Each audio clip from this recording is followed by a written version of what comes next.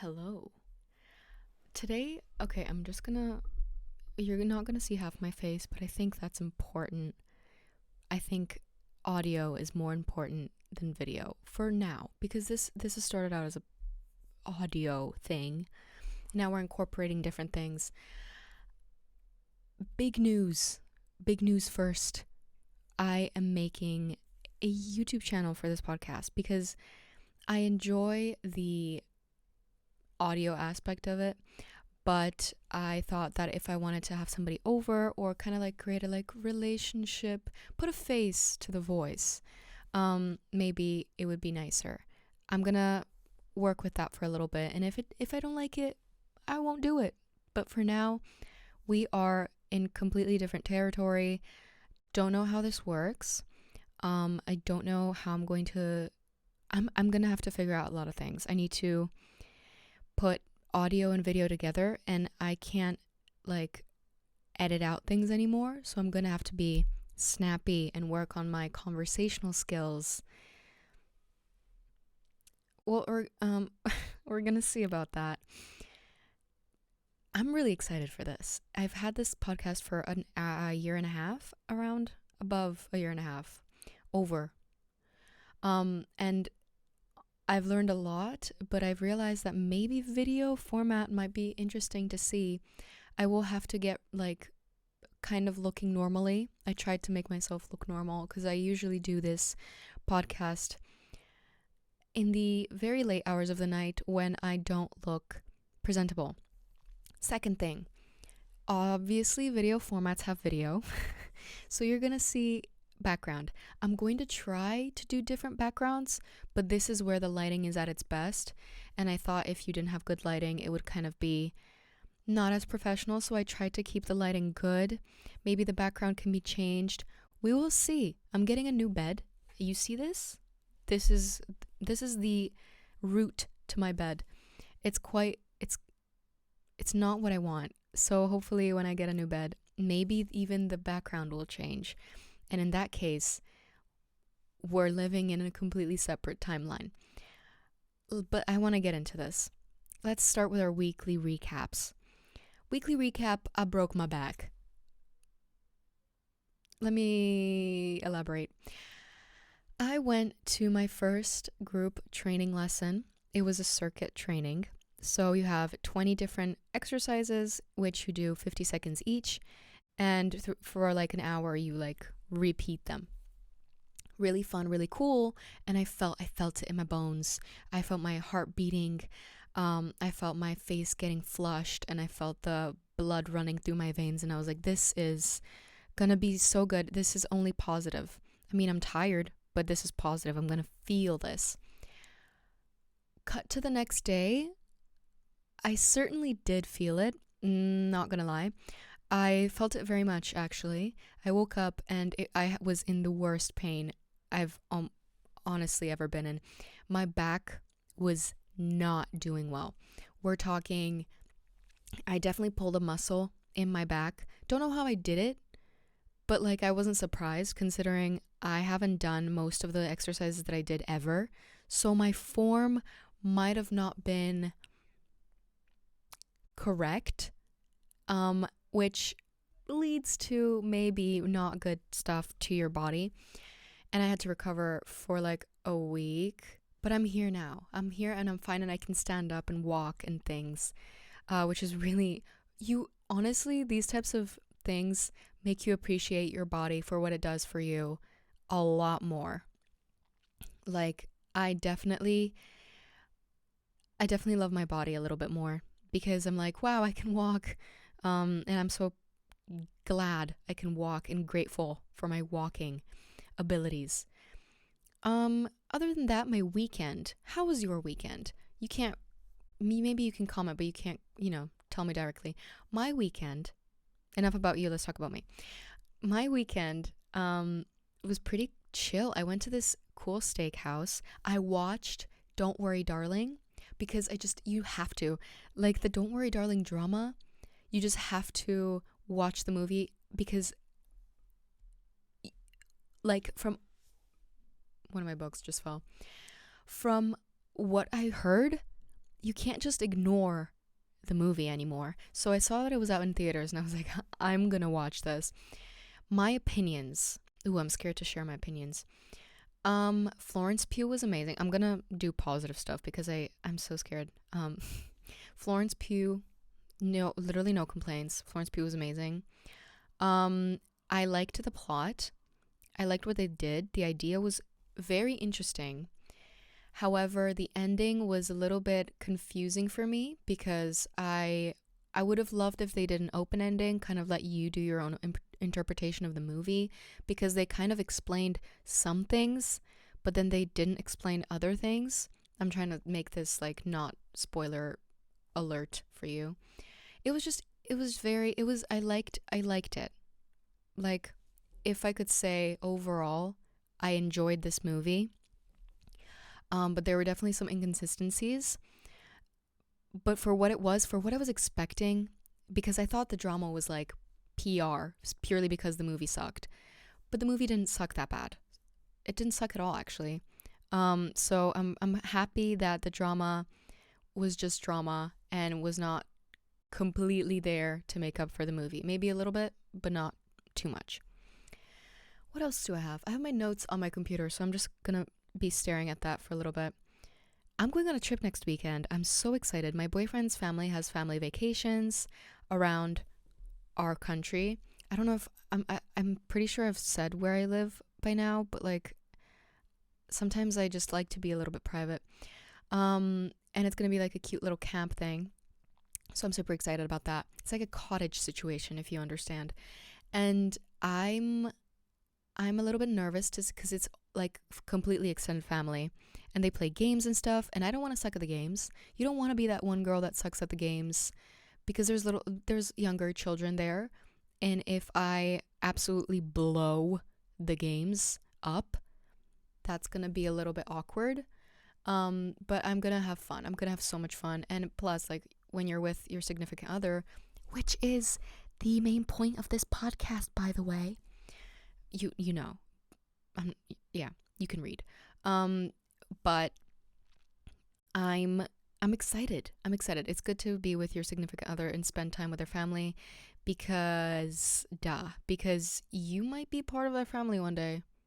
Like, I don't want to overstep my boundaries, but you never know.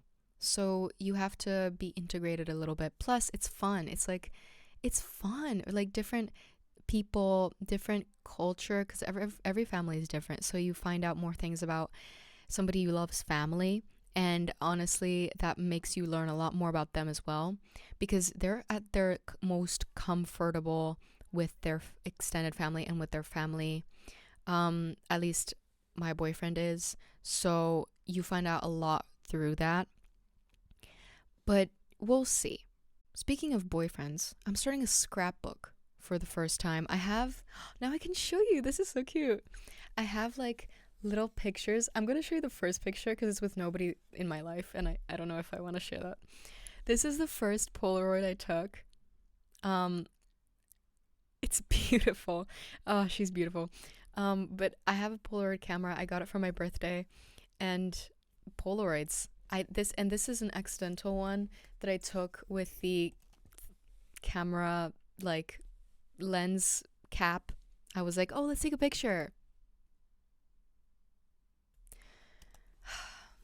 It was fun times, absolutely fun times. But I'm super excited to take more Polaroids, and my boyfriend bought me a photo album scrapbook. So we're definitely gonna have some fun with that, make it like a relationship scrapbook, and then I'll probably have another scrapbook for like me only and my life. But I did want to share that with him because we have a lot of little tidbits from our relationship, like tickets and brochures and stuff like that from places we've visited. And it's definitely nice to like put it all in one place. I want to kind of put it in chronological order so that it's like from the start to now and to the future. But that's also fun. Okay. This was the introduction. Let's get into the meaty part of this podcast. Today we're going to talk about pretty serious stuff. We're going to talk about mental illness and relationships, because what I've noticed is sometimes, at least definitely at the start of my relationship, I was having trouble balancing mental health and my relationship. And because my mental health is sometimes not very mentally healthy, so that definitely does play into your relationships with friends and romantic partners and family and everybody around you. And I was very, very surprised, honestly, to see how much of a part it played in my life, in the development of the relationship, in the way I treated myself and my boyfriend. So I wanted to talk about that because I feel like this is more common than people think. And just because a relationship is healthy doesn't mean it's easy. It never is. And it kind of brought up pain or past like fears or all the things that I've been hiding under the surface. It just brought them to light. And I wanted to talk about it because I feel like, first of all, everybody's experience is different. And I want to put a disclaimer here to say that this is my personal experience. And maybe you might be like, well, Yana, this isn't because you're necessarily mentally unhealthy. Maybe that's just something that everybody has. But this is the point of the podcast, is to just me talk about things I'm interested in and things I've noticed in my life. And then maybe I can see whether it's completely normal or whether it's completely individual. And so all that I'm saying here is personal experience. Whether or not you relate to this, that's great. If you do, well, it depends on what it is. But it would be nice if people related to it. But at the same time, it is fully from my perspective. So there is definitely a biased air to this. Also, another disclaimer, I want to talk about the fact that I'm in a healthy relationship, and this is me in a healthy relationship. Your mental health can be much, much worse depending on your situation. If you're in an unhealthy relationship, you can't blame yourself or your mental illness for not being happy in a relationship or being anxious, because you have to like really sit down with yourself and be like, is this a healthy relationship? Which is something I did many times, like, because you have to think about whether or not you're overreacting or you're in the right, or is this a healthy relationship for me, especially at the beginning, because you want to like feel out the area, feel out the person, and be like, well, what are you, who are you, and like what are your intentions. But I noticed pretty quickly that pure intentions. So I want you guys to rule that out first, because if you follow anything I say, I wouldn't recommend, but if you follow anything I say, you have to make sure that your circumstances are not toxic, because then if they were, you'd have to battle it in a different way. So at the start, let's start in chronological order. I've found that I've been building up walls for a couple years, and I'm not a crier in front of people. I am surely a crier when I'm by myself. But when I'm in front of people, I physically cannot cry. If it has to be like if I'm seriously in a very stressful situation or things pile up and I just can't hold it in anymore. But that does not happen often at all. I've had many times when everybody around me is crying and I'm just like, I swear I have emotions. But that's because, you over time, if you've been through things that make you untrustworthy or difficult to show your emotions, definitely you do start to build up walls and kind of close yourself off from other people. Love is a little bit of a jackass in that regard, because you can't control how much of yourself you show to the other person.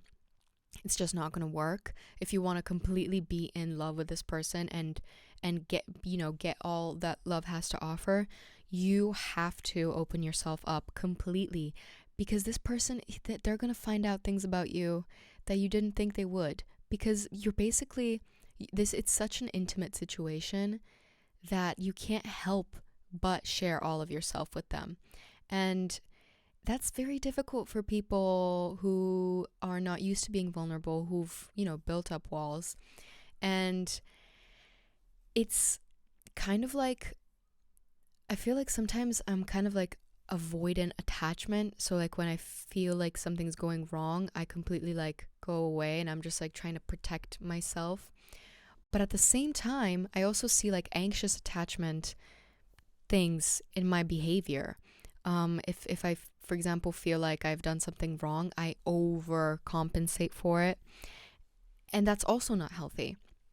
So figuring out that like I have aspects of both types of attachment problems was definitely an eye opener, and I was like, okay, this is not what I want. I need to figure this out. And honestly, vulnerability is completely necessary. I don't regret at all being very vulnerable with my boyfriend. There's still some things that I'm not comfortable with, but like that's normal. You have to give yourself time and let your mind like,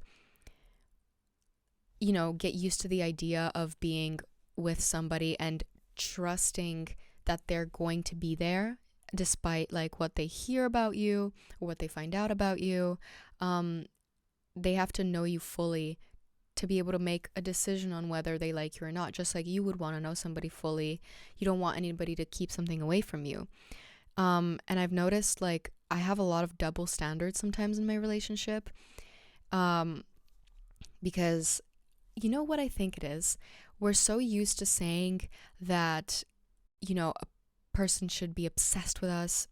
And I constantly hear like these TikTok things and Instagram things like, oh, he's obsessed with me, that's how I want it. And it's like, I get the sentiment. I mean, obviously, who doesn't want to be somebody that people are obsessed with? Like, you want to be loved and you want to be appreciated and you want to be wanted. But this becomes toxic when you expect impossible things from somebody else. Especially, that's not a healthy thing. So if you want to have a healthy relationship but you also want your partner to be completely utterly obsessed with you, you're asking for two different things. And I had to realize that like what I put into the relationship is what I should expect the relationship to be put in for me. So if I do the bare minimum, well, that's what I'm going to get, because you're setting that standard for the relationship. If you're going above and beyond and the person matches it, well, that's a good, healthy relationship.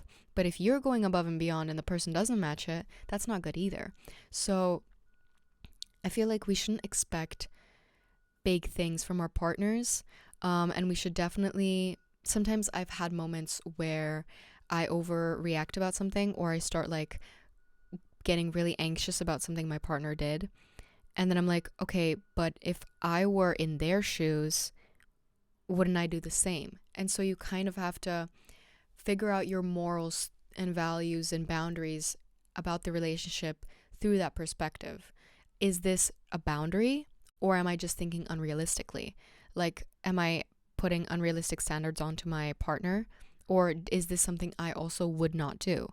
So you have to first really reflect on something before you can make a decision, or before you can, make action. And this is what I definitely recommend for a lot of people in relationships that are a little bit confused on how things are supposed to go. Don't act in emotion. Don't be emotional when acting upon like problems or arguments or things like that. Let your emotions flow. Don't stop yourself from feeling things. That's normal. An argument is never a fun thing to go through. It definitely brings out like sadness or fear or anger. But before taking action and before combating the issue, you need to let things simmer down a little bit. Let people have their personal space. And that's really scary. And I'm going to get into why that's so scary. But you need to first do that before you take action, because, then you won't think. If you just start acting on random emotions, you're not going to start thinking. You're not going to think, oh, but would I have done the same if I were in their shoes? Or, oh, is this actually a boundary? Or, oh, what am I supposed to say? You have to let go of your emotions first. You have to let yourself feel them, get over them, try to calm yourself down, and then approach the situation with a clear head, because then you're most likely to, think very clearly, know your arguments, know your standpoint on the subject, and then you can solve the issue better. And that's just communication. But you always have to figure out problems. Like if something is really bothering you, or, you have an argument, you have to just make it a circular moment, because you're going to start resenting people when you let things build up. I've noticed that with some of my friends. Like sometimes I would just ignore, because I don't like confrontation. I don't think anybody here does. But I would start to ignore problems because I didn't want to confront anybody, and because I didn't want that a fight to happen or something. But you have to realize that confrontation is good for the relationship. It's good for you and it's good for them. And you need to confront what happened and tell your side of the story and listen to them as well and understand them, or as much as you can understand them. And then try to find a middle ground. Try to find how you can cooperate, you know, kind of the ability to, oh my God, I forgot the word. You know what? It's fine. You both have to make a decision to make the relationship better. You can't, it's not only you doing the work and it's not only them doing the work. It has to be a joint effort. What else are we having here? Oh, trust. Trust, you have to let go of control. That's trust. When you're very, very far away and your boyfriend goes out to parties all the time, trust. I used to be very anxious about it before I really, really knew him, and before we had like a big conversation about, trust and commitment. But I used to be like, oh my God, they're going to cheat on me immediately. And it's like, who are you with? Like, you really think about it. Are they really going to cheat? Like, cheating is a big thing, and it's the most difficult thing to come to terms with, that your partner is not going to cheat on you and that they're actually committed and a good boyfriend. And definitely at the start, when I used to go out for very long periods of time away and we wouldn't see each other, and they would go to social gatherings with people I didn't know, it was like, you just keep hearing stories. I hear all these stories of cheaters, and like social media is chock full of that. And it starts to get you a little bit like paranoid. I was so paranoid. I was like, oh my God, what will happen? It's just fear of losing the person. At the end of the day, you love the person and you're scared of losing them, and that's what's making you so anxious. But it's a good reason. Like, I understand it. But it's also painful for your partner when they feel like you don't trust them. That's a painful thing, because they love you so much. They try so hard for you, and they, are committed to you, and they want to show you that they're committed to you, but it feels like no matter what they do, you'll never trust them. And that's a big deal breaker. Like, you don't trust the person you're with if they don't trust you. It's a two-way street. Because, like, why do you think I'm going to cheat all the time? Are you going to cheat? Like, it's a two-way thing. So trust and letting go of control is so difficult, especially when you're a very big perfectionist or anxious or something like that. And you always have to have control over your situations, especially when it's as important as a long-term relationship. You don't want to lose that. It's going to fuck up your entire world. Like, it's a big deal. But in order to make it work, which is so ironic, you don't want to let go of control because you don't want to lose the person. But if you don't let go of control, you're going to lose the person. But you have to it's just about trust. And trust is something you have to dive into. And, what I try to say to make myself feel better, because, it's never, sometimes you get uncomfortable and sometimes you miss them a lot and you're just like, what if they hate me now? Which is irrational, but minds happen and think things that you don't want them to think. If it meant to be, it will be. And I know that a lot of people hate that saying. I don't hate it. That's why I tell myself that. But it's all about what's just meant to happen for you. If it was meant to be, if this relationship was the relationship, if this was your soulmate, if you want to call it that or whatever, wouldn't it just not have happened? And would you want to be with a cheater? I mean, better cheat sooner rather than later.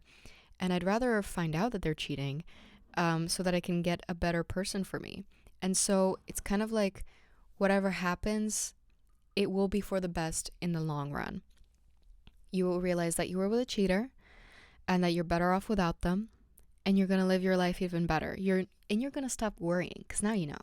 So, or they're not a cheater and it's meant to be. And you guys make it work. And in both of those scenarios, in the long run, it's good. You're in a positive situation. You're going to be super, super pissed and down about yourself when the person cheats on you, or when, if the person cheats on you. But it's for the best. It allows you to grow, and it allows you to figure out that you are your own most trustworthy person, and you need to figure out how to take care of yourself after things like that happen. And at the end of the day, I think that's a positive experience overall.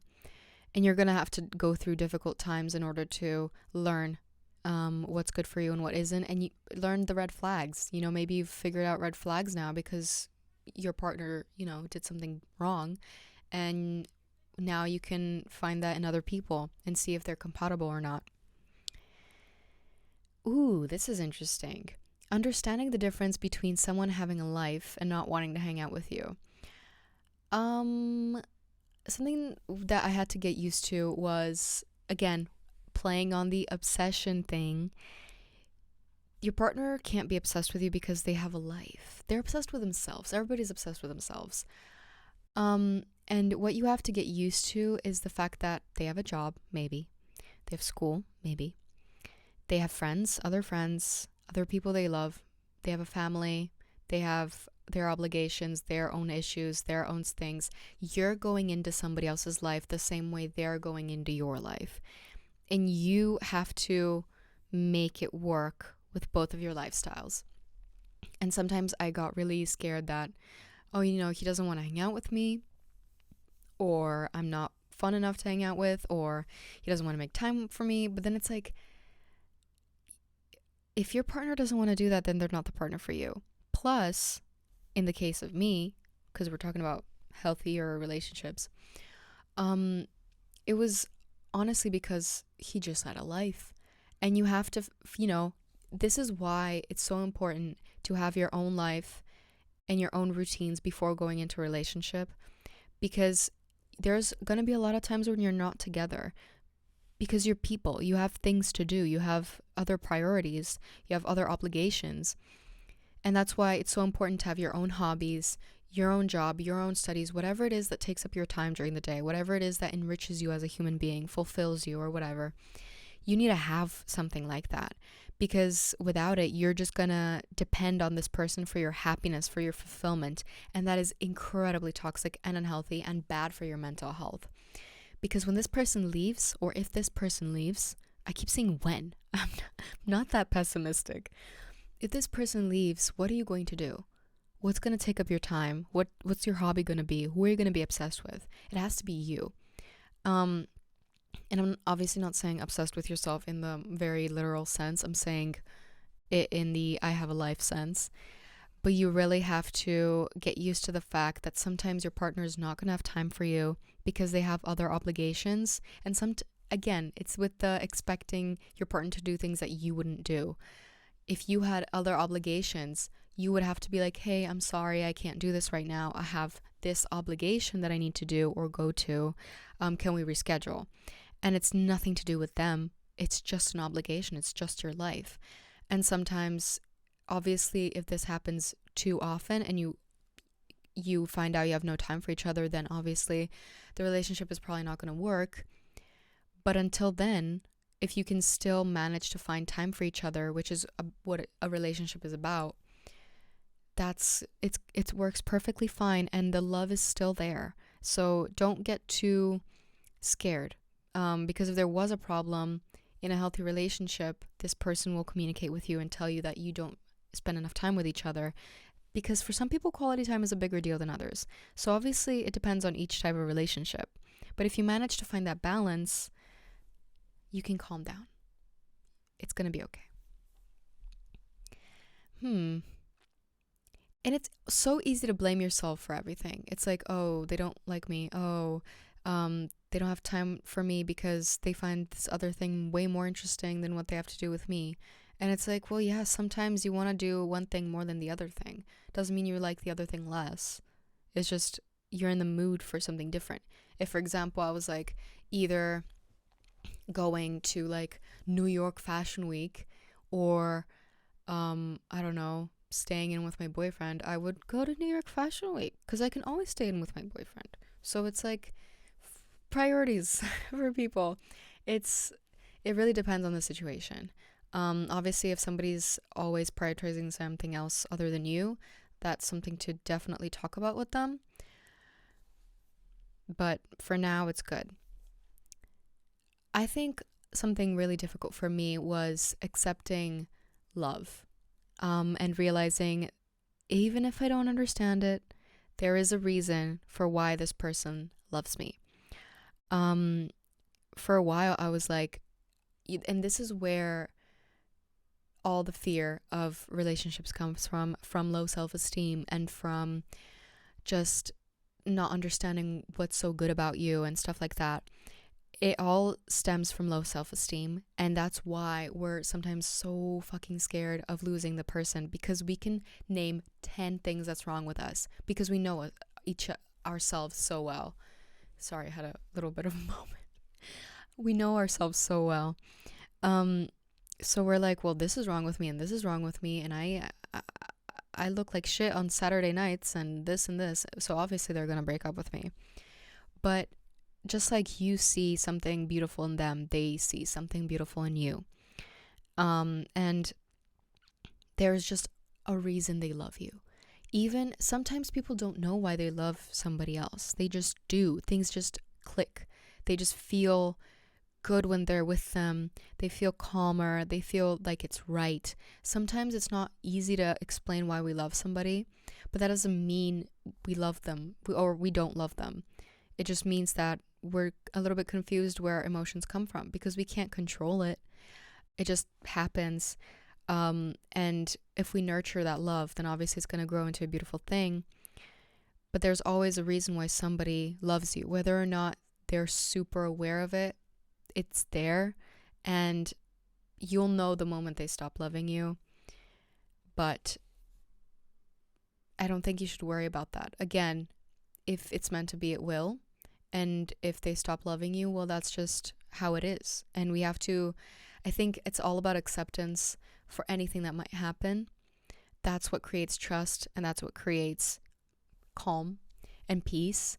I'm definitely a lot calmer because I'm just like, it would be heartbreaking if, God forbid, I lose this person. Had to do a little wooden table knock. But I'm still, I have a life, I have hobbies, I have friends, and I'm never going to leave me. I have myself. And having that calm and peace of mind that you will never lose yourself despite everything bad that might happen, makes you feel a lot less scared about the scary parts of life. And after all, like, you have gotten so many beautiful memories, so many beautiful experiences. You've learned so much about yourself, how you are in relationships, what you like, what you don't like, who you don't like, who's compatible with you. You've learned so many things during the course of the relationship. It's not a waste. It shouldn't be a horrible thing, because you can always find something that you've learned or some beautiful memory that you can keep from the relationship itself. And that's what's important. It's about the experiences, because nothing lasts forever. And whether or not you're going to break up with them because somebody passed away, like, old age, till death do you part or whatever, or whether some other reason, you still had a wonderful time sometimes, maybe, or at least you learned something. If it was a toxic relationship, you learned the red flags and what you should not take from people. And if it was a healthy relationship, you learned what you loved and you had good memories. And I think that's what really matters. I think at the start because I was not at all accustomed to, this is my first boyfriend. So I did not know what to expect, and I made it such a big deal.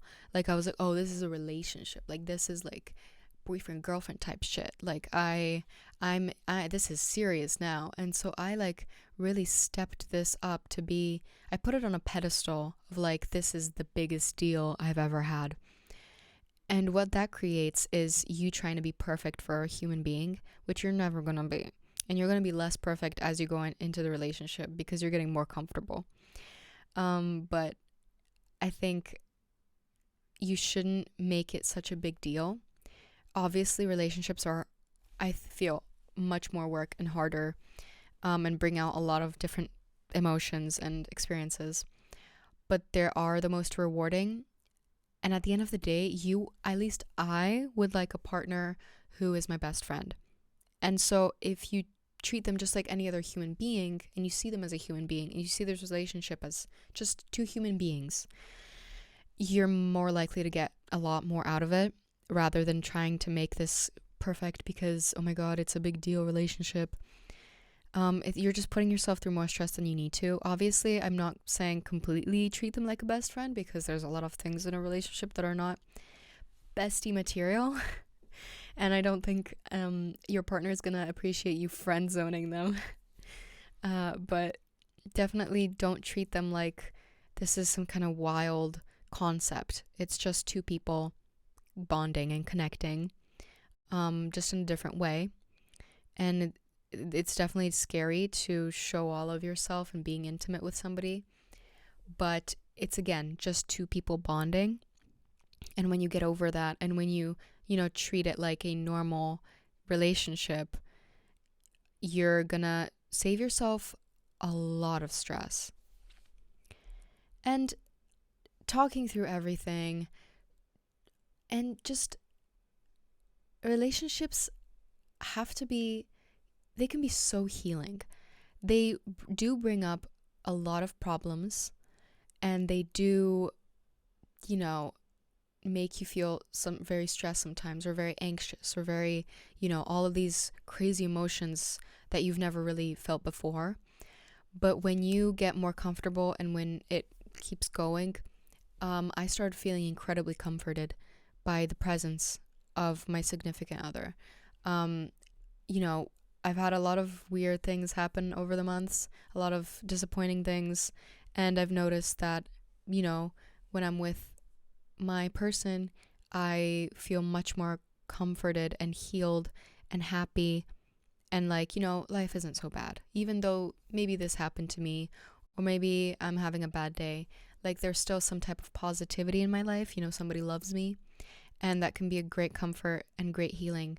Because when you realize that somebody loves you so much, you start to see what they see. At least I hope you do. And you start thinking, I'm actually not that bad. There's a reason to love me, and there's a reason to be happy. There's a person that I love very much, and it can really brighten up your day. Let's see if I missed something.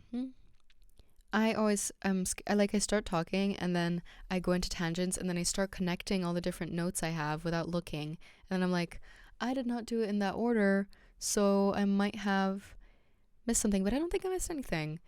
Let's end it on a positive note, and let's end it on a little advice session. If you have to constantly change yourself and ignore who you are, like it's normal at the start of a relationship or at the start of seeing somebody to be a little bit different, to be like the perfect version of you and to try to make a good impression. That's normal.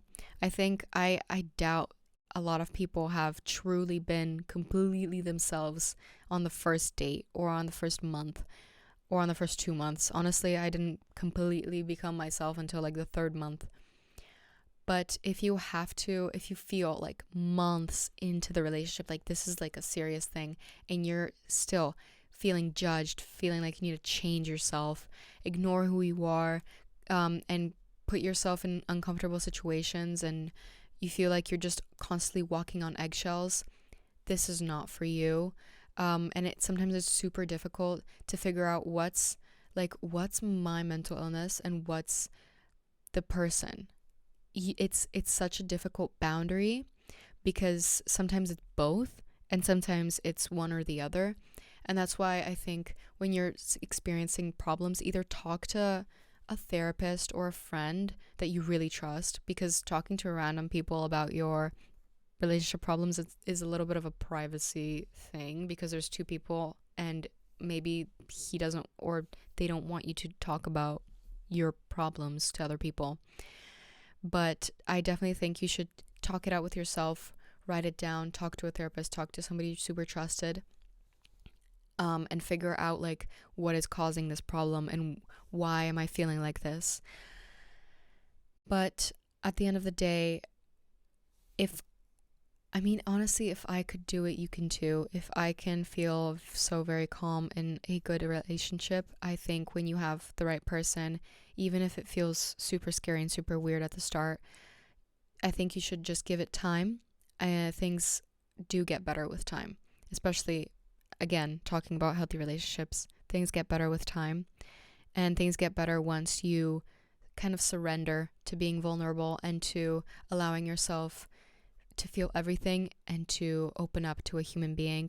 Very difficult. It's so much easier said than done, but it's so fulfilling, and it makes the whole experience so much richer and stronger and better. And that's all I wish for you guys. So that's where I'm gonna end it. I hope you enjoyed the video. If you watched the video, I hope you enjoyed the video episodes. We're gonna see how I'm gonna do this. Maybe I'm gonna try to like do different things. Maybe I'm gonna try to show you different things. We'll honestly see, because now I have like a completely different sense that I'm using. I'm using visual senses to strengthen my podcast. But I hope you enjoyed. Let me know. And I hope you have a wonderful morning or afternoon or evening or whenever you're listening to this. And yeah, hope you have a wonderful week ahead. And I'll see you next week, hopefully. I missed a week because I was sick. I'm allowed to do that. Okay, bye-bye. I'm leaving.